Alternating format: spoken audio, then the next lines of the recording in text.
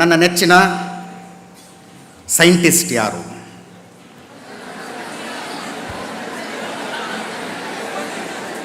ನನ್ನ ನೆಚ್ಚಿನ ಕ್ರೀಡಾಪಟು ಯಾರು? ನನ್ನ ನೆಚ್ಚಿನ ನಟ ಯಾರು? ನನ್ನ ನೆಚ್ಚಿನ ಆಟಗಾರ ಯಾರು? ಹಿಂಗೆ ಯೋಚನೆ ಮಾಡ್ತಾ ಹೋಗಿ. ಇವರ ಪೈಕಿ ಯಾರು ತಮ್ಮ ಅಕಾಡೆಮಿಕ್ಸ್ನಲ್ಲಿ ಅತ್ಯುತ್ತಮವಾಗಿ ವರ್ಕ್ ಮಾಡಿದ್ರು ಹೇಳಿ ನನಗೆ. ಯಾರು? ವೈ? ನಾನು ಮತ್ತೊಮ್ಮೆ ಹೇಳ್ತೀನಿ, ಯಾರನ್ನೂ ಡಿಸ್ಕರೇಜ್ ಮಾಡೋದಕ್ಕೆ ಹೇಳ್ತಾ ಇಲ್ಲ. ಇವ್ರ ಪೈಕಿ ಯಾರು PUC ಟಾಪರ್ ಆಗಿದ್ದರು, SLC ಟಾಪರ್ ಆಗಿದ್ದರು? ಇನ್ನು ನಾನು ಇನ್ನೊಂದು ನೆಕ್ಸ್ಟ್ ಕ್ವಶನಿಗೆ ಬರ್ತೀನಿ. ನನ್ನದೊಂದು ಅಸೈನ್ಮೆಂಟ್ ಇದೆ. ಕಳೆದ 50 ವರ್ಷದಲ್ಲಿ SLC ಫಸ್ಟ್ ರ್ಯಾಂಕ್ಗಳನ್ನು ತಗೊಂಡ್ರಲ್ಲ, ಅವ್ರದ್ದೆಲ್ಲರದ್ದು ಒಂದು ಲಿಸ್ಟ್ ಮಾಡಿ ಅವ್ರು ಈಗ ಎಲ್ಲೆಲ್ಲಿದ್ದಾರೆ, ಏನೇನು ಮಾಡ್ತಿದ್ದಾರೆ ಅಂತ ಚೆಕ್ ಮಾಡಿಸ್ಬೇಕು ಅಂತ. What are they? ಜೀವನದಲ್ಲಿ ಏನು ಗುರಿಯನ್ನು ಮುಟ್ಟಿದ್ರು?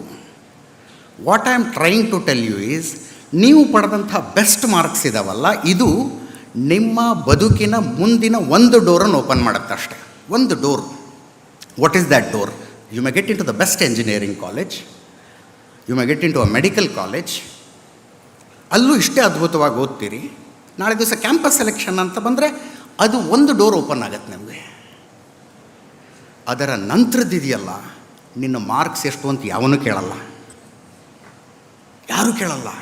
ನನ್ನ ಲೈಫಲ್ಲಿ ಇನ್ನೂ ತನಕ ಒಂದು ಕಡೆನೂ ನಿನ್ನ ಮಾರ್ಕ್ಸ್ ಎಷ್ಟು ಅಂತ ನಾನು ಕೇಳೇ ಇಲ್ಲ. ನನ್ನದೊಂದು ಜೀವನದಲ್ಲಿ ಒಂದು ಪ್ರತಿಜ್ಞೆ ಇದೆ, ಮಾರ್ಕ್ಸ್ ಎಲ್ಲಿ ಕೇಳ್ತಾರೆ ಮತ್ತು ಜಾತಿ ಎಲ್ಲಿ ಕೇಳ್ತಾರೆ ಅಲ್ಲಿ ನಂದು ಏನೂ ಕೆಲಸ ಇಲ್ಲ, ನಾನು ಅಲ್ಲಿಗೆ ಹೋಗೋದಿಲ್ಲ ಅಂತ. ಎಸ್,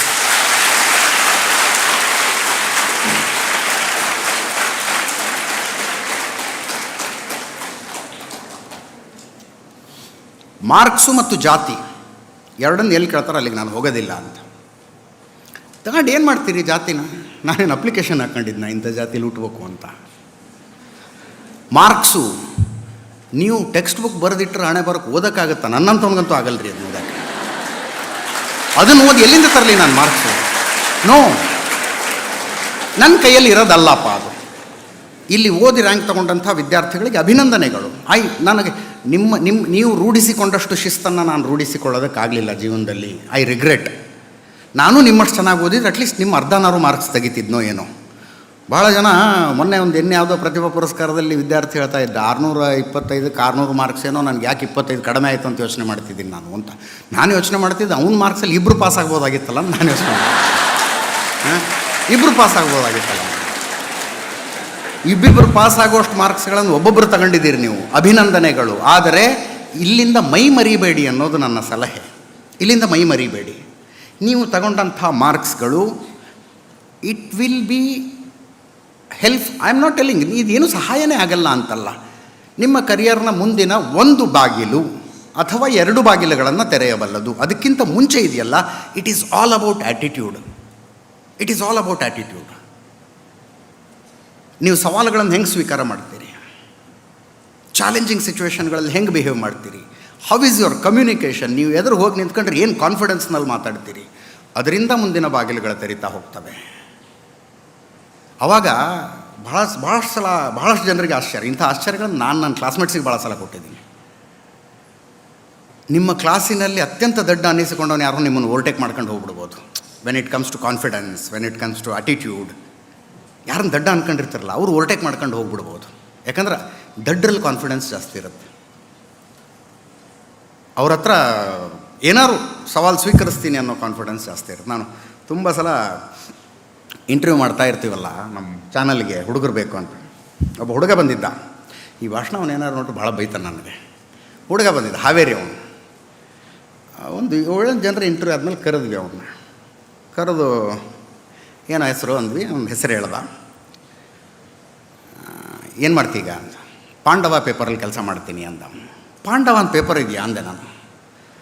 ನೀವು ಹಾವೇರಿಗೆ ಬರ್ರಿ ಸರ, ಪಾಂಡವ, ಕೌರವ, ಧೃತರಾಷ್ಟ್ರ ಎಲ್ಲ ಅದಾವೆ ನಮ್ಮಲ್ಲಿ ನಾವು. ಆಯ್ತಪ್ಪ, ಏನು ಕೆಲಸ ಮಾಡ್ತೀವಿ ಅಂದೆ.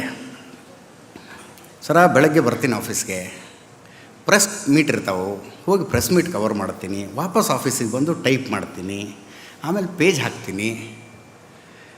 ಅಲ್ಲಿಂದ ನಮ್ಮ ಎಡಿಟರ್ ಸ್ಕೂಟ್ರ್ ಹಿಂದ್ಗಡೆ ಕೂತ್ಕೊಂಡು ಪ್ರಿಂಟಿಂಗ್ ಪ್ರೆಸ್ಸಿಗೆ ತಗೊಂಡು ಹೋಗ್ತೀನಿ.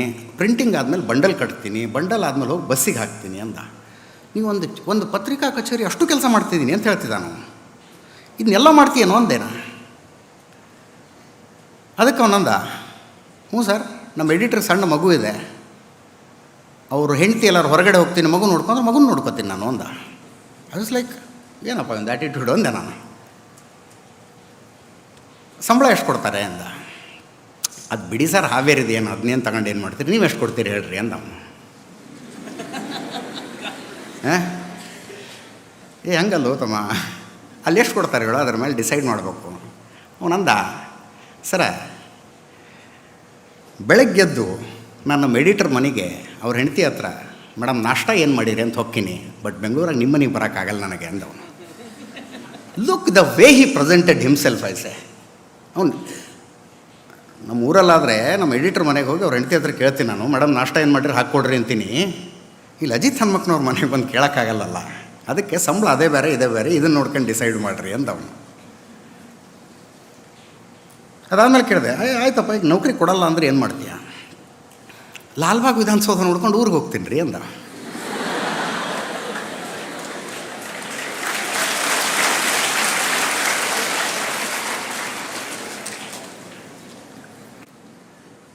ಲಾಲ್ಬಾಗ ವಿಧಾನಸೌಧ ನೋಡ್ಕೊಂಡು ಊರಿಗೆ ಹೋಗ್ತೀನಿ, ನಮ್ದು ಹೆಂಗೂ ಪಾಂಡವ ಪೇಪರ್ ಇದ್ದೇ ಐತಲ್ಲ ಅಂತ.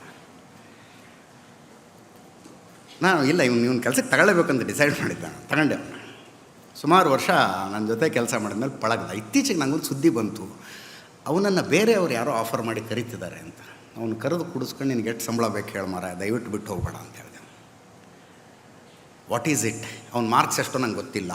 ಅವನು SLC ರ್ಯಾಂಕ್ ತಗೊಂಡಿದ್ನಾ, ಫೇಲ್ ಆಗಿದ್ನಾ, ಫಸ್ಟ್ ಕ್ಲಾಸಾ, ಡಿಸ್ಟಿಂಕ್ಷನ್ನ, ಸೆಕೆಂಡ್ ಕ್ಲಾಸಾ, I don't no.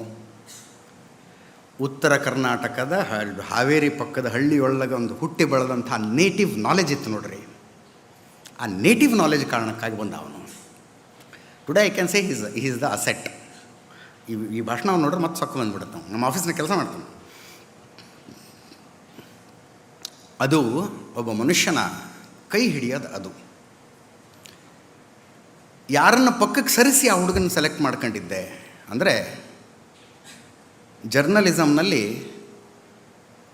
Gold medal ತಗೊಂಡು ಸ್ವತಃ ಆಗಿನ ರಾಷ್ಟ್ರಪತಿ ಅಬ್ದುಲ್ ಕಲಾಮರ ಕೈಯಿಂದ ಗೋಲ್ಡ್ ಮೆಡಲ್ ರಿಸೀವ್ ಮಾಡಿದವ್ರನ್ನ ಪಕ್ಕಕ್ಕಿಟ್ಟು ಐ ಹ್ಯಾಡ್ ಚೋಸನ್ ದಿಸ್ ಬಾಯ್.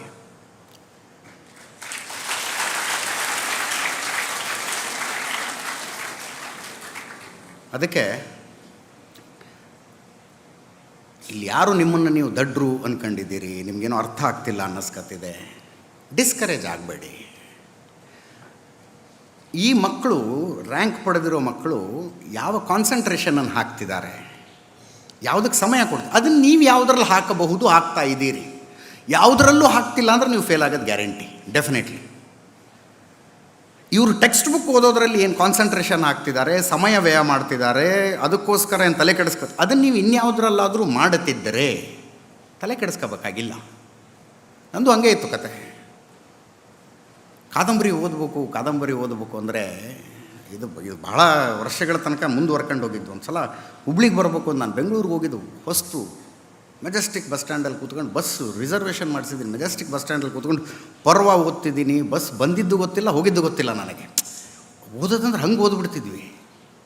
ಇವತ್ತು ಭಾಳ ಜನ ಕೇಳ್ತಾರೆ, ನೀವು ಮಾತಾಡೋದು ಚಂದ ಮಾತಾಡ್ತೀರಿ, ಬರೆಯೋದು ಚಂದ ಬರೀತೀರಲ್ಲ ಹೆಂಗೆ ಅಂತ. ಹಂಗೆ ಓದ್ತಿದ್ವಿ ರೀ. ಆ ಕಾರಣಕ್ಕೆ ರಾಜೀವ್ ದೀಕ್ಷಿತ್ ಅಂತ ಅವತ್ತು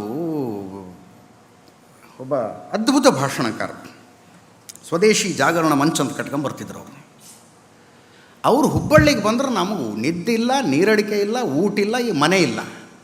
ಅವ್ರು ಎಲ್ಲಿ ಭಾಷಣ ಮಾಡ್ತಾರಲ್ಲ ಹೋಗ್ಬೇಕಪ್ಪ. ಅವ್ರು ಸ್ಟೇಜ್ ಮೇಲೆ ಹೆಂಗೆ ಬರ್ತಾರೆ, ಹೆಂಗೆ ಮಾತಾಡ್ತಾರೆ, ಮಾತಿನ ಮಧ್ಯೆ ಪಾಸ್ ಹೆಂಗೆ ಕೊಡ್ತಾರೆ, ಧ್ವನಿ ಏರಿಳಿತ ಹೆಂಗಿರುತ್ತೆ, ಸಬ್ಜೆಕ್ಟ್ ಹೆಂಗೆ ಪ್ರೆಸೆಂಟ್ ಮಾಡ್ತಾರೆ, ಅದನ್ನು ಕೇಳಿಸ್ಕೋಬೇಕು ನಾವು.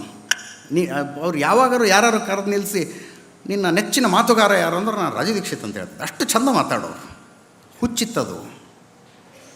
ನಾನು ನನ್ನ ಸಮಯವನ್ನು, ತಾಳ್ಮೆಯನ್ನು, ಏಕಾಗ್ರತೆಯನ್ನು ಅಲ್ಲಿ ಕೊಡ್ತಾ ಇದ್ದೆ ಎಲ್ಲೋ ಒಂದು ಕಡೆ.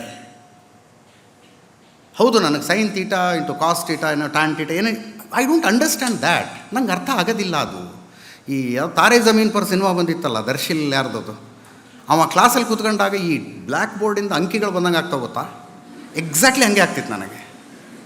ಆದರೆ ನಾನು ನನ್ನ ಸಮಯವನ್ನು, ನನ್ನ ಏಕಾಗ್ರತೆಯನ್ನು ಇನ್ನೆಲ್ಲೋ ಒಂದು ಕಡೆ ಕೊಡ್ತಾ ಇದ್ದೆ. ಅದನ್ನು ನೀವು ಕೊಡ್ತಾ ಇದ್ದೀರಾ. Are you giving it? Sports ಎಲ್ಲರೂ ಕೊಡಿ, ಯಾವುದೋ ಕಲೆಗಾರು ಕೊಡಿ, ಸಾಹಿತ್ಯಕ್ಕಾದರೂ ಕೊಡಿ, ಯಾವುದಕ್ಕಾದರೂ ಆ ಏಕಾಗ್ರತೆಯನ್ನು ನೀವು ಕೊಡ್ತಾ ಇದ್ದೀರಾ, ಆ ಸಮಯವನ್ನು ಕೊಡ್ತಾ ಇದ್ದೀರಾ. ಅದನ್ನು ಕೊಡ್ತಾ ಇದ್ದರೆ ಯಶಸ್ಸು ನಿಮ್ಮದಾಗತ್ತೆ. What is the definition of success ಗೊತ್ತಿಲ್ಲ. ನಾನು I always use to tell it is very subjective ಅಂತ. ಯಶಸ್ಸು, ಸಕ್ಸಸ್ ಅನ್ನೋದಕ್ಕೆ ಯೂನಿವರ್ಸಲ್ ಡೆಫಿನಿಷನ್ ಇಲ್ಲ. ಅದು ಅವರವ್ರಿಗೆ ಬಿಟ್ಟಿದ್ದ ಸಕ್ಸಸ್. ಅದು ಸಕ್ಸಸ್ ಅಂದರೆ ಏನು ಅನ್ನೋದು ಅವರವ್ರಿಗೆ ಬಿಟ್ಟಿದ್ದದು, ಅದರ ವ್ಯಾಖ್ಯೆ ಏನು ಅಂತ. ನಿಮ್ಮ ವ್ಯಾಖ್ಯೆ ನೀವು ಕಂಡ್ಕೋಬೇಕು. ನಿಮ್ಮ ಪಾಲಿಗೆ ಸಕ್ಸಸ್ ಏನು? ಒಬ್ಬೊಬ್ರಿಗೆ ಒಂದೊಂದು ಥರ ಇರುತ್ತದು. ನಾನು ಯಾವಾಗಲೂ ಅನ್ಕೋತಿದ್ದೆ, ಒಬ್ಬ ರೈತನ ಮಗ, ಹಳ್ಳಿ. ನಾನು ಕಾಂತೇಶ್ ಅವ್ರಿಗೆ ಹೇಳ್ತಿದ್ದೆ, ನಮ್ಮ ಊರಿಗೆ ಹೈಸ್ಕೂಲ್ ಆಗಿದ್ದು ಈ ವರ್ಷ. ನಾವೆಲ್ಲ 6 ಕಿಲೋಮೀಟ್ರ್ ನಡ್ಕೊಂಡು ಹೋಗ್ತಿದ್ವಿ ಹೈಸ್ಕೂಲ್ಗೆ. ಹಕ್ಕಳಕ್ಕೆ ಚಪ್ಪಲಿ ಇದ್ರಿತ್ತು, ಇಲ್ಲದೆ ಇದ್ರಿಲ್ಲ. ಸೈಕಲ್ ಅಂದ್ರೆ ಅವಾಗ ನಮಗೆ ಲಕ್ಸುರಿ. ಹಂಗೆ ಹೈಸ್ಕೂಲ್ಗೆ ಹೋದ್ವಿ. PUC fail. ಅಂಥವನು ಇವತ್ತು ಕರ್ನಾಟಕದಲ್ಲಿ ಒಂದಷ್ಟು ಜನ ಗುರುತಿಸೋಷ್ಟು ಬೆಳೆದಿದ್ದೀನಲ್ಲಪ್ಪ, ನನಗೇನು ಸಕ್ಸಸ್ ಅಂದ್ರೆ ಇದೆ ಅಂತ ಅಂದ್ಕೊಂಡಿದ್ದೆ ನಾನು. ಆಯ್ತಲ್ಲ, I have led a successful life. ಮೊನ್ನೆ ನಿರ್ಭಯಾನಂದರದೊಂದು ಭಾಷಣ ಕೇಳ್ತಾ ಇದ್ದೆ, ವಾಟ್ ಈಸ್ ಸಕ್ಸಸ್? ಅದು ಕೇಳಿದ್ಮೇಲೆ ತಲೆ ಗಿರ್ರಂದೋಯ್ತು ನನಗೆ. What is success? ನೀವು ಏನನ್ನು ಸಾಧಿಸಬಹುದಾಗಿತ್ತು ಮತ್ತು ಏನನ್ನು ಸಾಧಿಸಿದ್ದೀರಿ, ಅದು ಎರಡರ ರೇಷಿಯೋ ಸಕ್ಸಸ್ಸು ಅಂತ ಹೇಳಿದ್ರು ಅವರು. ಏನನ್ನು ಸಾಧಿಸಬಹುದಾಗಿತ್ತು, ಏನನ್ನು ಸಾಧಿಸಿದ್ದೀರಿ, ಅದರ ರೇಷಿಯೋ. ಏನನ್ನು ಸಾಧಿಸಬಹುದಾಗಿತ್ತು, ಏನನ್ನು ಸಾಧಿಸಿದ್ದೀರಿ ಅನ್ನುವುದರ ಗ್ಯಾಪ್ ಜಾಸ್ತಿ ಇದ್ದರೆ ನೀವು ಎಷ್ಟು ಸಾಧಿಸಿದ್ರೂ ಸಾಧನೆ ಅಲ್ಲ ಅದು. ಅದರ ಗ್ಯಾಪ್ ಕಡಿಮೆ ಆಗಬೇಕು. ನಿಮ್ಮ ಕ್ಷಮತೆ ಎಷ್ಟಿತ್ತು, ನಿಮ್ಮ ಕೆಪ್ಯಾಸಿಟಿ ಎಷ್ಟಿತ್ತು, ನಿಮ್ಮ ಕೆಪಬಿಲಿಟಿ ಎಷ್ಟಿತ್ತು, ಅದಕ್ಕೆ ಹತ್ರ ಸಾಧನೆ ಮಾಡಿದ್ದೀರಾ, ಅದು ಸಾಧನೆ. ವಾಟ್ ಎವರ್ ಇಟ್ ಈಸ್, ಯಾವ ಕ್ಷೇತ್ರದಲ್ಲಿ ಮಾಡಿದ್ದೀರೋ, ಯಾವುದರಲ್ಲಿ ಮಾಡಿದ್ದೀರೋ, ನಿಮ್ಮ ಕ್ಷಮತೆ ಎಷ್ಟಿತ್ತು, ಅದಕ್ಕೆ ಸಮೀಪವಾದಂಥ ಸಾಧನೆಯನ್ನು ನೀವು ಮಾಡಿದ್ದೀರಾ. ಆ ಮಾತುಗಳನ್ನು ಕೇಳಿದ ನಂತರ ನಾನೇ ಕೂತ್ಕೊಂಡು ಯೋಚನೆ ಮಾಡಿದೆ, ನನ್ನ ಕ್ಷಮತೆ ಏನಿತ್ತು ಅಂತ. ನನಗಾದ ರಿಯಲೈಸೇಷನ್ನ ಇನ್ನೂ ಏನೇನೋ ಮಾಡಬಹುದಾಗಿತ್ತು. ನನ್ನ ಸಮಯವನ್ನು ಚಾನಲೈಸ್ ಮಾಡಿಕೊಂಡಿದ್ದರೆ, ಸಮಯವನ್ನು ಸರಿಯಾಗಿ ಉಪಯೋಗ ಮಾಡಿಕೊಂಡಿದ್ದರೆ ಈಗ ಮಾಡಿರೋದು ಏನೂ ಅಲ್ಲ, ಇನ್ನೂ ಏನೇನೋ ಮಾಡಬಹುದಾಗಿತ್ತು ನಾನು. Then I started understanding what I have got is not a success. ಇದು ಯಶಸ್ಸು ಅಲ್ಲ. ಹಾಗೆ ನಿಮ್ಮ ಪಾಡಿಗೆ ನೀವು ತಿಳ್ಕೋಬೇಕು, ಅದನ್ನು ನಿಮ್ಮ ಪಾಡಿಗೆ ನೀವು ತಿಳ್ಕೋಬೇಕು.